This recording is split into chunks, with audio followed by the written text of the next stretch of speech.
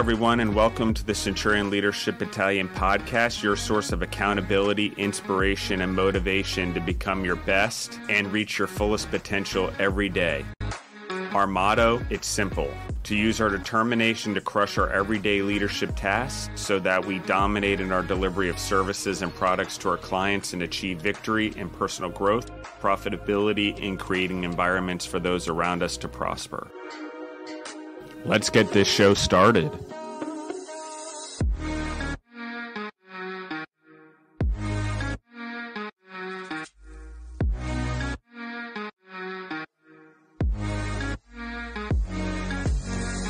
Hey guys, welcome back to the Centurion Leadership Battalion podcast. Happy to have you listening with us today. Thank you for being part. As always, we'd love to connect with you over on Facebook, Instagram at Centurion Leadership Battalion. We'd love to have you join our exclusive email list, which you can sign up for in the description of this video. And we're just happy to have you listening in with us. I've been so impressed by the listeners and downloads that are growing. When I look at the statistics for the podcast, it kind of gives me stage fright a little bit when I realize how many of you are actually listening in with us. So we're really excited to have you guys for another episode. We have Justin with us today, as always. Hi, Justin. Hey, how are you, Elena? How are you doing today? Doing well. I'm excited. Today is Friday. We've never really recorded on a Friday, so I feel like it's a different kind of energy, getting excited for the weekend and just having another great weekend. How's being a future baby mama going? I guess technically you're a baby mama. I technically already am. It's going well. I had a doctor's appointment early this morning. Everything's going well. So I'm thankful for that. It's always nice to go and just make sure everything is checking out, and he's growing quickly. So I have a feeling he's going to be joining us earlier than anticipated, but he'll be a summer baby regardless. But I think it might be a little sooner than we're projecting. It's all that healthy eating. He's going to grow faster and get out of there faster. Probably. I don't know about healthy eating because I have been eating Chick-fil-A like it's my job, like my life depends on it. But Chick-fil-A, I feel like, is gourmet fast food. I feel like it's the Lord's fast food. So I feel like it's healthy, even though it's probably not. But yeah, I've never seen anything like it in the South. I've never seen Chick-fil-A phenomenon that goes on in Georgia. It's crazy down here. Like fried chicken in general, craze, got it. Understand, love it myself. But Chick-fil-A craze in the South, and I agree, it's huge everywhere. But in the South, it's huge to a whole other level. Yeah, it's really crazy. And they just opened Chick-fil-A up here in Delaware, like 5 minutes from our house, just about 2 months ago, like when I was newly pregnant. So it was not 2 months ago. It was like 4 months ago.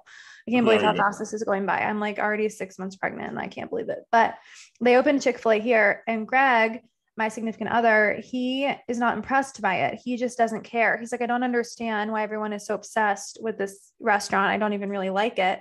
And I love Chick-fil-A because it reminds me of home. And I grew up with a Chick-fil-A on every street corner in Georgia, like in Swanee, Georgia. It's everywhere. You can't drive 2 miles without seeing at least 2 Chick-fil-A's. Absolutely. And it's true. Deborah's the same way. She doesn't see it, but it's the only fast food Zoe eats, even in Colorado. It's the only fast food she eats. I love it. And, it's definitely not, I guess, healthy, because they do have some ingredients on their ingredient list, even in their grilled chicken, that I'm like, is that really the best for you? But, they do their fries in peanut oil. They do small things that I feel like make a big difference. And I believe the government should be run by whoever runs Chick-fil-A. Like if you've ever gotten in a Chick-fil-A drive-through line at lunch hour with 20 cars in front of you, they have you out of that line with your food with nothing forgotten in like 7 minutes. It's crazy. I've never seen an organization that can handle that. It's leadership at its finest, really. Well, and they train the next generation truly in the way it should be done. Those kids that go through there, it's McDonald's University on steroids. Like seriously, but they're getting it at the restaurant level, not at the university level. Those kids are not like you don't get great education in any fast food business on what it is, but for some reason, Chick-fil-A attracts the best and they excel the better, because those kids come out just super prepared for whatever it is in life, I feel like. So congrats to them. I'm hoping that's a model everyone can live by, is how do you grow humans at that rate so fast to handle exactly that. They have a system. They all get out. They're not afraid to go outside, even in the rain with an umbrella. Oh, Even if it means one kid's got to hold the umbrella for the other kid.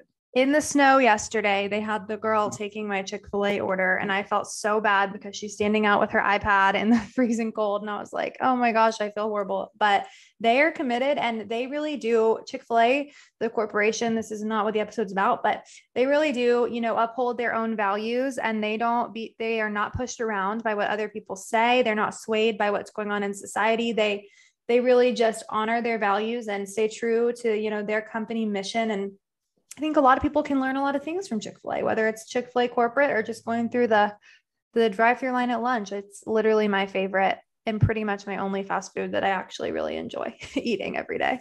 But not every day, but most days.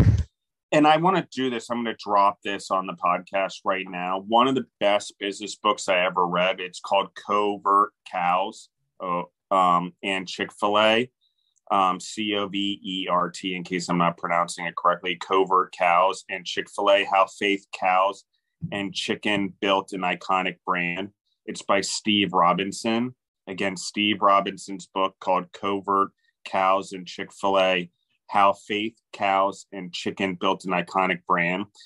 He's a former chief marketing officer at Chick-fil-A. The book seriously is outstanding in terms of just some of the insight on Chick-fil-A. I enjoyed it, but to the points that we're really narrowing down on, it doesn't talk about them as much in the book, but the book's a good start to take interest in all of that. So if anyone's out there, I recommend that. But anyway, that's enough about clucking around, pun intended.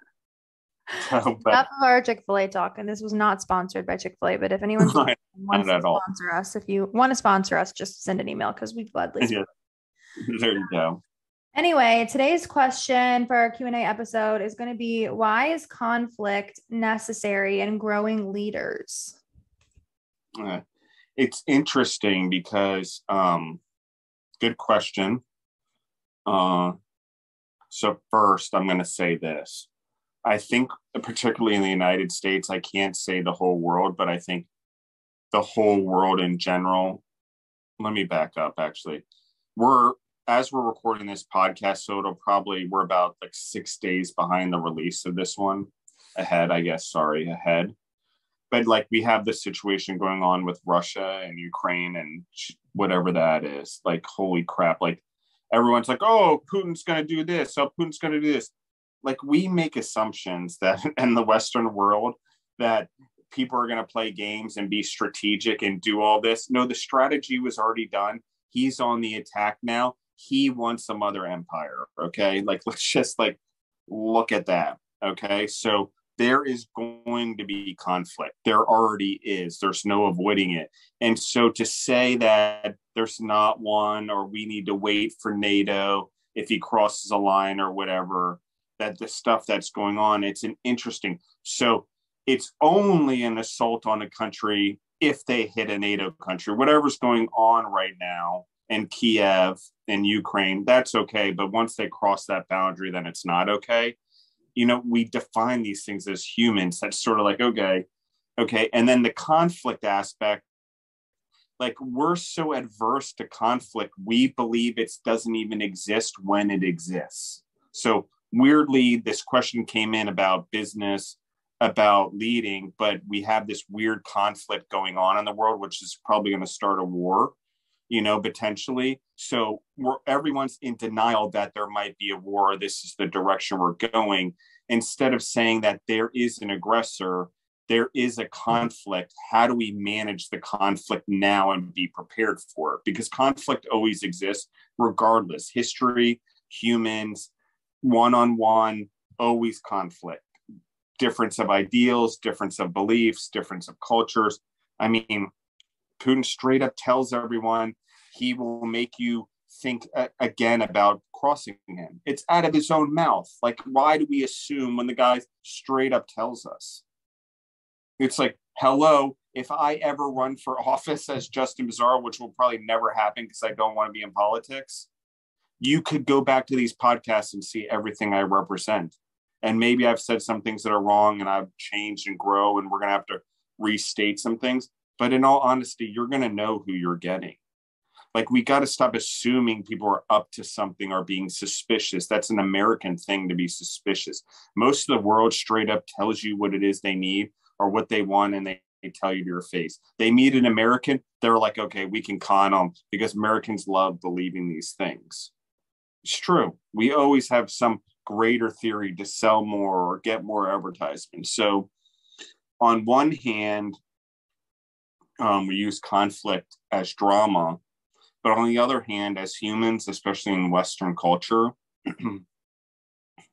we have this idea that we're avoiding it, or if we don't talk about it, or if we will it, it doesn't happen. You know, historically, we're always the last to fight. It's always got to be someone else to start it before we get involved. Great. Could we have deterred this? Yes, the guy's been telling us he was going to go into Ukraine and he was going to cause conflict. Okay. So that's what this podcast is talking about, but not, it didn't intend to tie Russia and Ukraine in that perspective. But since we're a leadership podcast, we're starting to gain the base. Everyone's asking for more than just business. We've rewrote the Centurion motto, which Elena and everyone you'll start seeing in there. It'll change on the websites. I think it has a more altruistic view for what you guys are looking for, who are not business minded and more global minded. So that should help, and more leadership minded. I agree that if I'm trying to make a bigger difference, that we need to have that. So here is how we're going to do it. We're going to take it from something small, a concept in business or as an entrepreneur, and try to expand it out globally from a global leadership standpoint, just based on my perspective. And we're going to just try to get everyone to think freely about what conflict really is, okay? And why it may be important, and why it forces us to deal with issues that we typically don't deal with, or we make excuses for, like we talked about in the last podcast. So conflict a lot of time is because we made excuses. Well, enough is enough. I'm going in. You know, oh, he's not really going to do it. He's bluffing. He's not going to do it. Excuse. Well, it happened. We didn't deter it. No shit. Sorry for my language, but it's like, come on. When someone's telling you they're going to do something, they're an aggressor. We have 20 years of history of being able to judge his patterns. How don't we know that? But I guess the difference is, and I will have to say this on this topic on conflict, is exposure to the world's a big deal. And Deborah and I and Zoe and our friend Robin did spend 18 days of our 23-day vacation for the World Cup, or 24-day vacation for the World Cup, 18 days of which we were in Russia. We were also in Estonia, which is going to be interesting considering what's going on, and Sweden. But if the Russian mindset, they aren't entrepreneurial, they aren't free thinking yet. It does exist, it does go on there. But if we think Russia is going to stand up and retaliate against it, and they understand human rights, no, they're still coming from a very hard place, and they're still very loyal and one people, and not going to be able to really rebel against the government. Entrepreneurialism was just trying to rear its head during the World Cup, and even that was hard. So free markets, free ideas, whatever, it's hard. So not to mention with him controlling 40% of the resources such as gas, Gazprom, all over the World Cup. Anyone who watches soccer, Gazprom is everywhere. Every sponsorship for every World Cup or European has Russian natural gas all over it. So, I mean, we're like, oh, you know, he's been predicting this is what he may do or may do. No, it's what his plan has been. The more we came down on an environment, the more Russia grabbed on to control. And now he's got control and power, both in resources and in military, to make this a very hard situation. So all because we avoided conflict. Sorry. So that's the big picture. So in our work environments or as humans, we just need to get used to it. And so why is it important? Sometimes we let personalities, let things get in our way, mindset, and sometimes a healthy conflict or the ability to go into a room with someone and hash it out healthily, not violently or abusively, is constructive. So conflict in the right way can be constructive. War is obviously terrible and death is terrible. And when conflict is war, we're talking about a different thing, but in some ways we're talking about the same thing. Conflict often happens because of a different set of ideals, no different than war. Separate different beliefs between humans, no different than war. Usually the elite humans, if it's a government, or a human, if it's a dictatorship.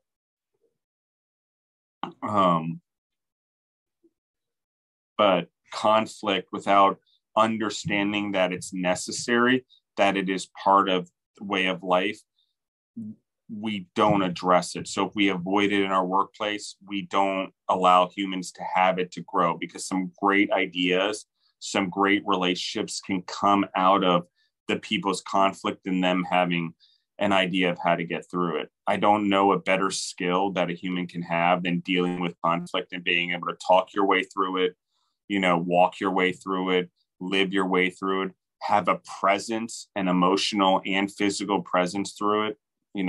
Like, it's important. And I'm not saying to be intimidating, but I am saying I'm confident in myself. I work out. I know I can handle myself. If anything bad ever happened, if I take the right ground and I keep my own, and I have the morals and the core values and the ethics to believe what I'm saying in a conflict, then I just have to be prepared to know that I'm also prepared to be stronger, hopefully faster, smarter, and ready for a conflict that goes beyond just a verbal conflict in case it does happen. That's not being stupid. That's just being prepared. And do I want that in my work environment? No. But can I tell you where there's been a conflict with a client or a vendor or employee that's gotten out of hand? And while I can keep my cool all I want, sometimes you just need to physically be able to take someone down and then calm them down and get a handle on the situation so you can get them out of the building so they can calm down. And it doesn't mean they're gone or whatever. I don't believe in that. We had a conflict. Let's work our way through it. And I bet if I show you mercy or whatever, and we have an understanding of why it happened, and I tell you that I understand why you lost your thing and I compromise, we might be able to build something better. It's not a modeled behavior. I'm not encouraging it. I'm using it as a lesson to build off of. Because if you don't build off of the innate nature of humans to be different and pick on each other's difference and allow the conflicts to come out so they can actually see the similarities, it's hard. You can point it out, you can educate it, but sometimes there needs to be the hard knock lesson. And it's very hard to construct that as a leader and someone in business with all the HR rules and stuff like that, and not wanting anyone to get offended or not wanting people to call names or throw around terms incorrectly to try to keep things on task. But as a leader, if you learn to get through conflict yourself, you can help other people or two people get through it. And it's really hard. And even in government, I think we can see that this thing with Putin has come over a long period of time. And while maybe we've been managing it in its moment, we haven't been really thinking about managing conflict long term. We're just thinking about avoiding it. So conflict's important because you need to get used to that it exists. You need to get used that humans have conflict, and that if we can work through them constructively and they're not harmful and not abusive, then we can grow, right? But if they're nasty or we go to war, it's a little hard to be nice to someone that just killed over 130 people that we know of so far. At least I haven't checked the news today, but I can't imagine what it is more by the time we listen to this podcast. But it's just that type of human that just recklessly does it because they want more land or more humans, or really, if you want my opinion, it's about the agricultural land in Ukraine. Stalin went there. Everyone knows that Ukraine is a hotbed for agriculture.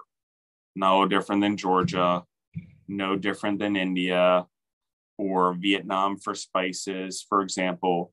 It's a hotbed agriculturally. And Russia knows what China knows, that we're too stupid to know, that we're about to have a real food problem. So Russia's move is not a move for more land or whatever only. Yes, he's going to build a bigger empire, but the amount of food resources that are in Ukraine, in addition to also the natural resources that are there that would solidify Russia as an empire, it's a big deal. And then we already have China that land grabbed anything they could during COVID. So we're going to have conflict, guys. We've got two countries that have more people than we do, that are doing a land grab of resources, agriculture, and preparing for a conflict. Why else would you land grab everything? Why else would you take over all the organic supplies? Because that's honestly the weirdest thing I've ever heard. We honestly have been totally conned as Americans. We're buying organic vegetables. It's not, we can talk about Mexico and the United States or anything frozen anymore or anything like that. Start looking, it's all being done in China. If it's not on the package, it's actually being shipped here, frozen in containers, just repackaged here and then labeled that, but it's actually all grown in China, which is an interesting thing that we have organic stuff, which was the whole point, to save the environment, to have a better food source for humans. Yet we're going to spend all that money, put it on ships, and then have it organic verified by supposedly Americans or whoever's going over to China to verify in the thousands upon thousands of acres that they're doing this according to organic code, and that they've waited 3 years or ever the US standards are for those fields to be organic, and they've done the testing and it's the craziest thing. So I'm just saying, when you go to war, you grab resources. When you're preparing for conflict, you take as many resources, especially food and things like gas or natural gas, away from people. And Russia already proved that that's what's true. So he's telling us to. So how do we prepare for conflict? We got to get used to it in our home. We got to get used to it in our workplace. We got to get used to it as we grow in our environments. We got to get used to that there's conflict between businesses or employees. But it's important that we all know how to get through it. I don't know how else to say it other than that. The experience of conflict is hugely important. And it's hugely important also because there are other humans in the world that go through conflict and don't care about conflict anymore. And they look for conflict. Putin looks for conflict. You can't avoid a person that looks for conflict. You can't avoid a bully, whether he works for you, whether it's in your schools, whether he's friends with your kids, whether there's someone that's a bully to you and your family. Those bullies are always going to be bullies and be aggressive unless someone stands up to them. Russia really, in its history, we've had Cold Wars, we've had all these wars. The Germans sort of stood up to them. The French sort of stood up to them before they were USSR, but all of them got demolished. So by all means, Putin believes that he can do whatever he wants. They haven't been stopped. So according to him, all conflict, even though USSR broke apart, they're still undefeated. That's power in conflict. Why? He's been through it. He was there when they signed it to break apart the country where that was the failure. He learned and made sure he built a strategy over 20 years to take it back, but to do it the right way. And the right way to him is different than the right way to us. So in conflict, you've got to know what the rules are. What are the rules for conflict in your home with your spouse? Like, have you guys talked about it? What is real fair fighting? What is real fair conflict? In your business, what is an acceptable conflict level? Do you understand it with the people you work with or with your boss or the people that work with you? What is an acceptable level of conflict? you want disagreement. And sometimes, whether you want it or not, it gets elevated and two people need to be sat down in a room and they need to have it out and they need to get their emotions all out on the table. And then we need to move on. And there'll be way more love there when that goes on. As boys growing up back in the day and going to an all boys school, we just fought like straight up. Okay. And violence is not the answer, guys, but weirdly, you fist it out, you get your emotions out while you're doing it, fisticuffs, and you're boys again because your beef is done. You had it out, you took it out on each other. Both of you were wrong, obviously, and then both of you handled it the wrong way by fighting. And so both of you got humility and got heard at the same time, which is important. Conflict adds two things: humility and being heard. I don't know why, but we've just got to accept that a person feels heard in conflict, and there's humility that also comes from it if we allow two people to engage in it, because they both can be humbled.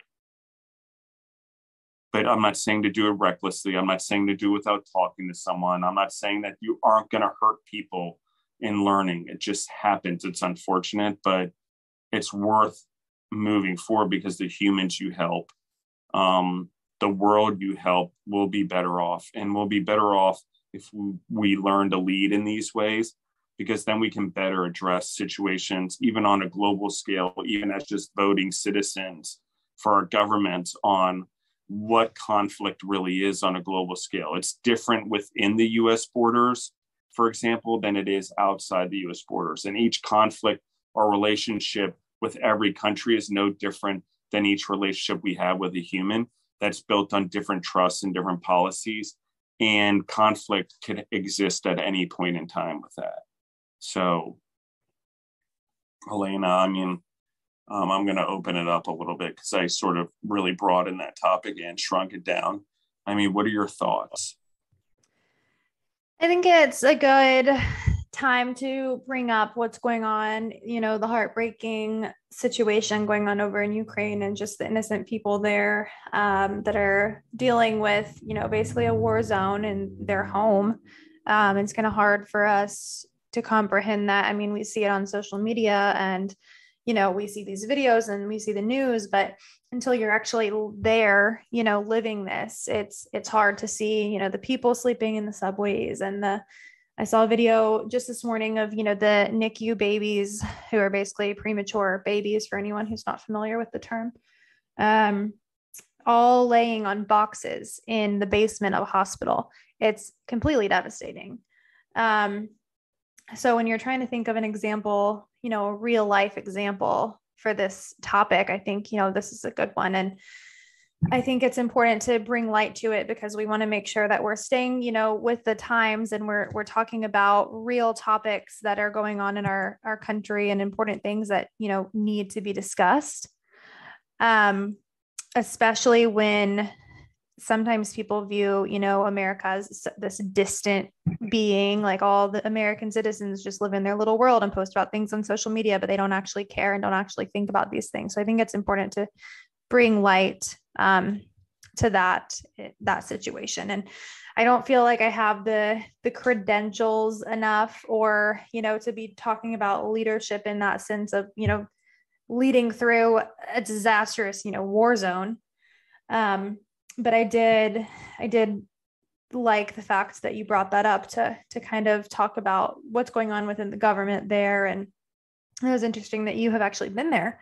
I've actually never been over to Russia, to Ukraine, to anywhere over there. I have gone to Lebanon several times, which is the Middle East. We were actually there in 2006 when the Israeli and Hezbollah war was going on. We were on a vacation in the summer. So if you Google me, you'll see my 8-year-old self on a CNN interview, actually. But we were there in the middle of a war zone. And I know, I still remember being this little kid, 8 years old, and there's bombs being dropped within 2 miles of our house. Like, it was just this traumatic experience. So even, talking about what's going on over in Ukraine just breaks my heart for the people there.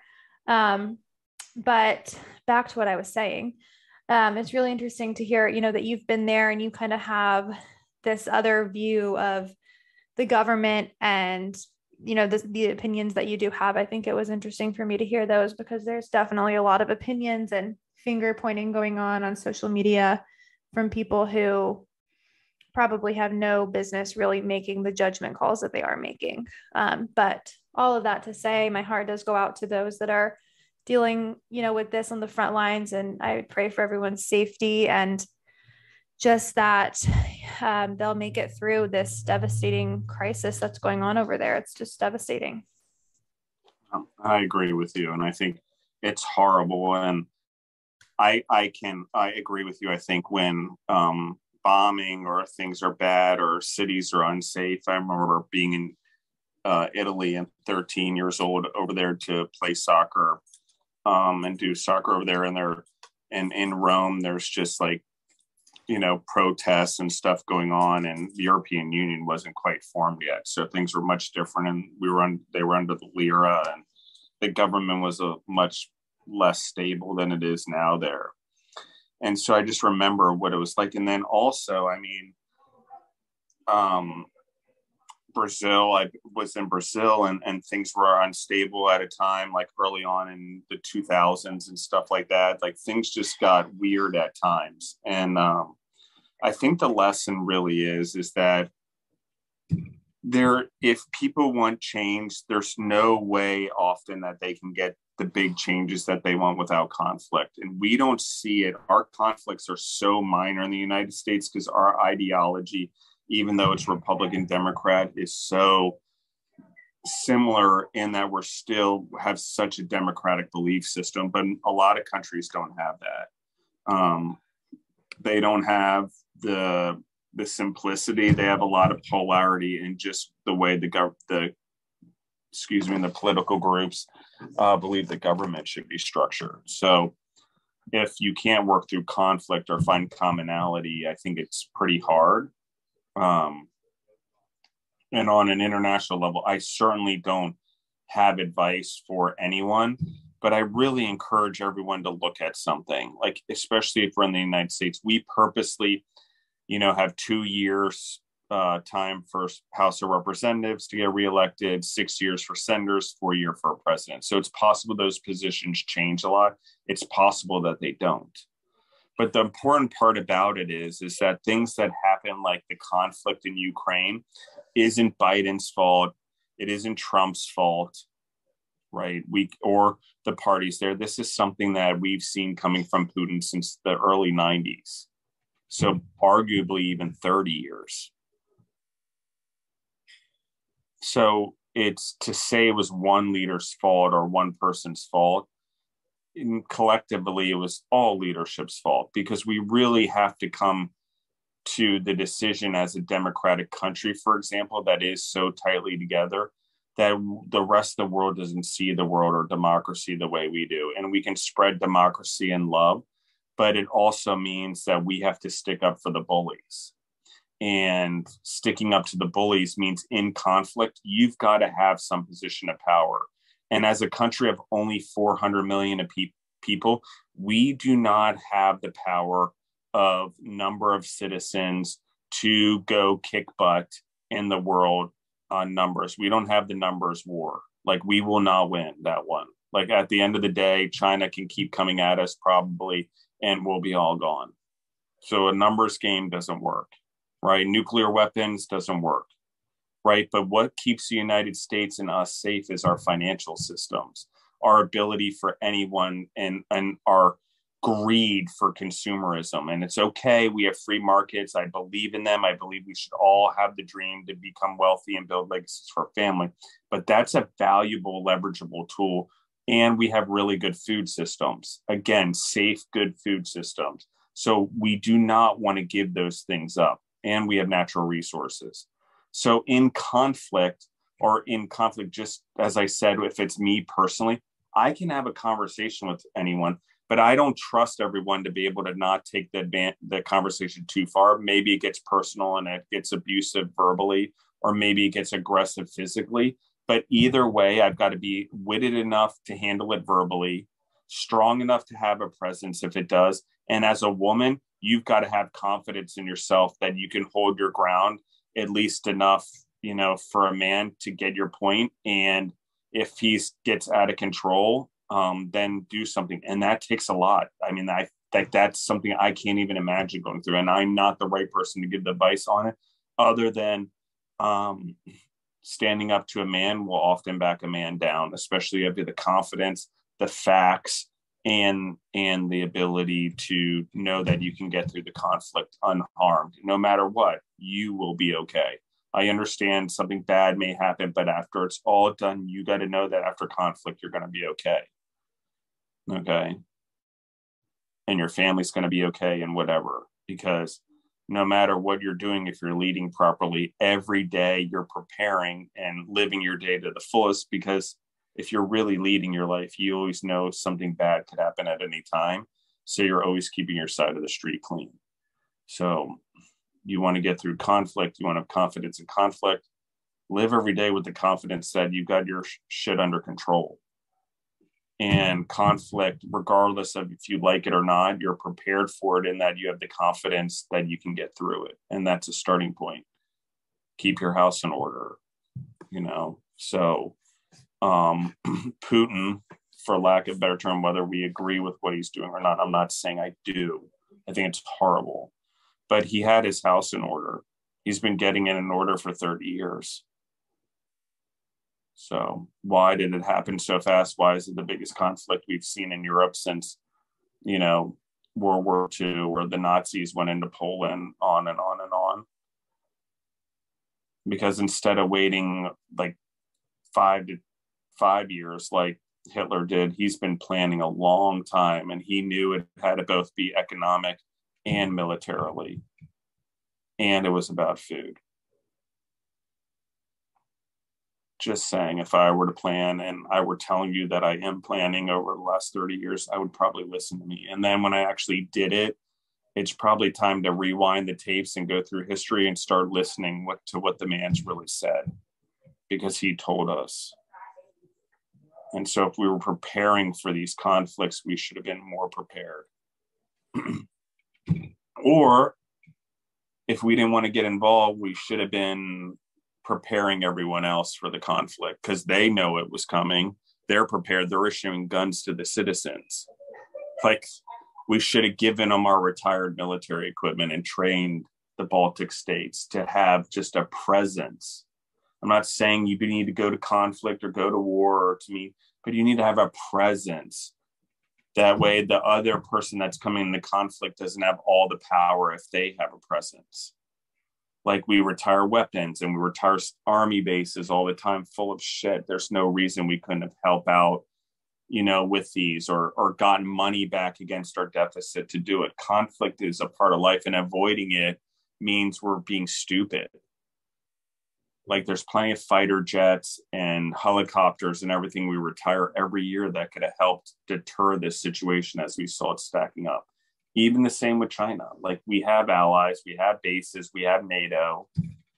Like, it's there because we know conflict. The people that live during the times of conflict set up these things for the times of conflict. We just didn't use them because we're not used to it anymore. And part of that is because, particularly as Americans, we avoid it at all ways possible. We avoid it at a Starbucks. We avoid it in a line. We avoid teaching it to our kids. We make excuses, or we order the food for them when they can order it themselves. It's a bad example, but because sometimes it's just necessary when you have shy kids to give them the confidence to order whatever they want off the menu. So you have to set an example, but get the idea generally. So I don't know how else to say it other than, you have to stay calm in a conflict. I think even if it escalates to a bad situation and you're leading in a time of war, like, having composure, being able to outthink the other person, being able to take the times to pause, even if it gets physical in a personal situation, like, having the ability to have control over yourself, your emotions and composures gives you a leverage over anyone during a conflict. And good things come out of them if you're a manager who can manage two people in conflict, and again, make sure that it doesn't go overboard, but they both get out all the frustration and anger. And then they both act in a way that honestly, they both got it out, but you're like, okay, well, you both acted poorly. That's the humbling part. And now you were heard, and now we can make an adjustment. Now they're both on the same page and equitable. So we're starting there, and that's conflict, right? That's how we weigh it. How does everyone get equitable at the end? Because without it, the reason it happens is because someone feels something is unequitable. Otherwise, there wouldn't be the conflict. Be feelings, and maybe being heard, maybe whatever, but generally it's something's not being done to the person's liking. They feel is unequitable or unright or unjust or whatever, not being heard, usually. So in Putin's case, I think he was planning it all along, but I think he just finally was like, okay, it's time. I'm going to show the world. I've been preparing and waiting. This is going to be my legacy. Why do it in my 40s? Let me plan till I'm much older and can hold on to it and pass it on by doing it right. So if anyone learns anything from this, I hate to say it, but planning, strategy, preparation, not making the same mistakes from the past, knowing your history as a leader, getting exposure to the world, knowing what the world needs or lives off of or consumes. I mean, it's all things that as a leader, I don't want to call him that, but he's the head of his country. He led his country in his vision, and he did it over a long period of time. What he's doing with that power is horrendous and horrible. But again, we can do the same things as charismatic leaders who do the right thing. You know, we can use great power for great goodness, or with much power comes much responsibility, as Uncle Ben or Aunt May says, as we've talked about it for Spider-Man. So there's no avoiding conflict. It's our ability to look at ourselves afterwards that matters, and how we handle it. And if we do handle it badly, can we admit that we did and grow from our mistakes? And even on a world stage, admit we were wrong. Okay, like at some point we just messed up as the United States. We should have done a better job. We're the bigger part of NATO. We should have been there for you guys. So it's interesting what the wolf will do dressed in sheep's wool, especially when everyone's distracted by what's going on with COVID.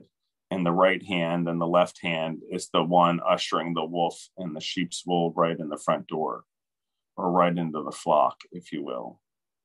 So strategy is a very powerful thing.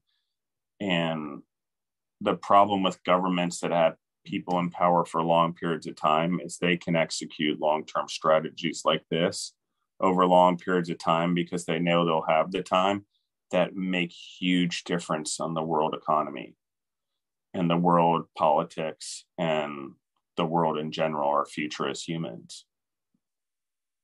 So avoiding conflict is just not going to happen.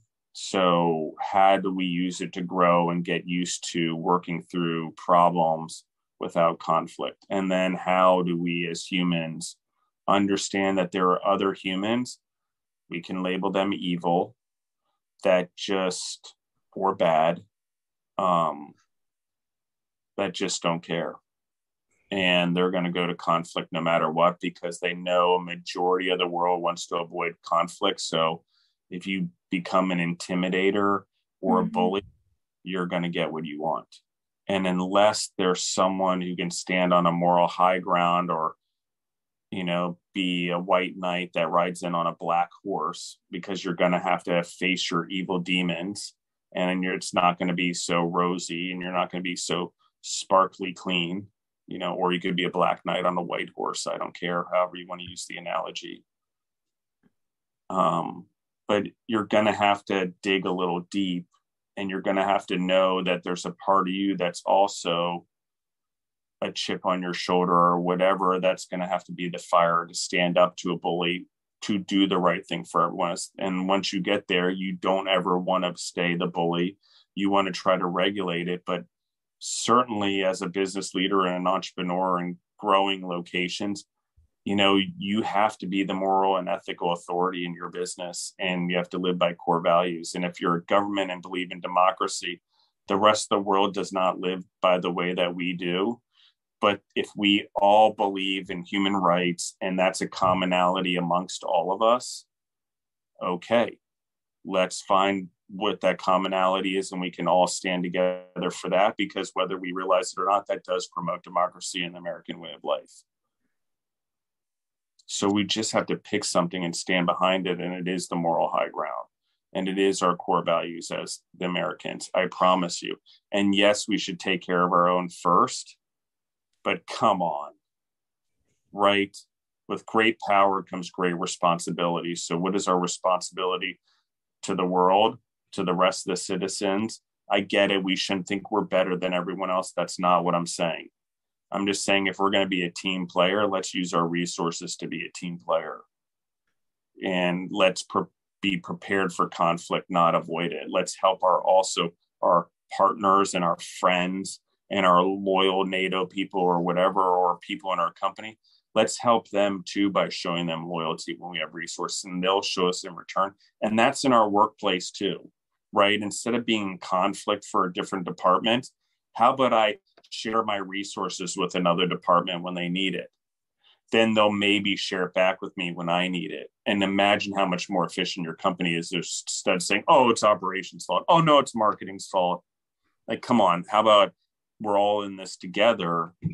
It's not a conflict. Doesn't need to be one in this case. Let's just share resources and let's figure out how to make it work. And right there, you just avoid conflict.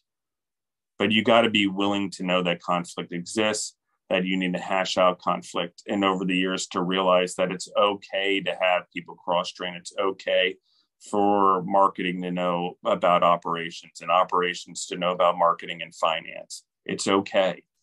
It doesn't mean that they know everything and they get to make the ultimate decision, but decisions are a lot better made when everyone knows a little bit more about everyone else. And there's a lot less conflict when we in our businesses give everyone experience in business and leadership, but also expose them to the other parts of the business and the different cultures and management styles and leadership styles of the other people in the business. Because if they don't see that, then how are they going to lead or understand the whole culture? So, you know, that's how you avoid it. So I think I went on a little long there. I don't know how much time we're at, but I think we covered all of our bases with that one and addressing what's going on today. So I think that this episode wraps that all up pretty well. So, I mean, I don't know what to do, Elena, but I feel like since we talked about it, maybe we need to find like a Red Cross or something, since I think we're going to be talking about Clara Barton at some point, maybe a Red Cross donation thing that we can put on a link for this episode to help refugees or whatever in Ukraine. That'd be awesome. You know, and then anyone who wants to do more actively or help in other ways, I think the best way is to, you know, refugees and stuff, they need to rebuild their lives. So just sending supplies and money is great start, but you know, if you're an entrepreneur or you're a person in business, it's an opportunity to give a group of people a second chance and create jobs for them. So what does that look like? And if you want to be a global entrepreneur, you need to think outside the boundaries of your country, expose yourself to different laws in different countries and how it works. And then, you know, maybe make a difference in that way. Because it's more than just exporting a mosquito net, guys, to keep someone from getting mosquito bites or malaria. Or yellow fever or whatever it is. It's about knowledge so they can build their own mosquito nets and they can create jobs and they can rise up as populations and countries and free thinking humans. But it starts by doing those little things, and it takes generations. So, you know, if we want human rights and we want equality and we want a better way of life and healthier humans and food and all that, it's not going to happen during our lifetime. It's just not. but we can start by acting and setting the example. And some of that is accepting that there's going to be conflict along the way and being prepared for it. So. Yeah, I agree. And we'll do some research on where we can donate, and we'll get that linked into the description of this video. But thank you, Justin, for sharing all of that with us. And thank you everyone for listening in and being a part of what we're doing here. And like we shared before, thoughts and prayers are with those overseas and struggling right now. And we're going to do our part to try to pitch in to make that a little bit better. So we will share those links. And until next time, thanks for listening. Awesome. Thank you.